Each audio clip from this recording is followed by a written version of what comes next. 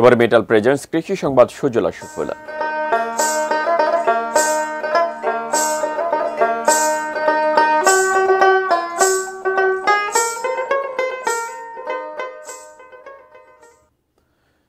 জয়পুরহাটে বাণিজ্যিকভাবে ড্রাগন চাষ করে তাক লাগিয়েছেন উদ্যোক্তা হেদায়েত হোসেন শিপলু। তার উৎপাদিত ড্রাগনের গুণগত মান ভালো হওয়ায় বাজারে এর চাহিদাও দ্বিগুণ। বেসরকারি একটি প্রতিষ্ঠানে চাকরির পাশাপাশি 2024 সালে 45 বিঘা জমির ওপর গড়ে তোলেন গ্যালাক্সি ড্রাগন বাগান, যাতে কর্মসংস্থান হয়েছে স্থানীয় আদিবাসী নারী সহ অর্ধশত বেকার মানুষের। বর্তমানে হেদায়েত হোসেনের বাগানে 1 লাখ গাছে ঝুলছে ড্রাগনের সাদা হলুদ ফুল। আসতে শুরু করেছে ফলন। চলতি মৌসুমে এই বাগান থেকে 150 মেট্রিক টন ড্রাগন উৎপাদনের আশা তার।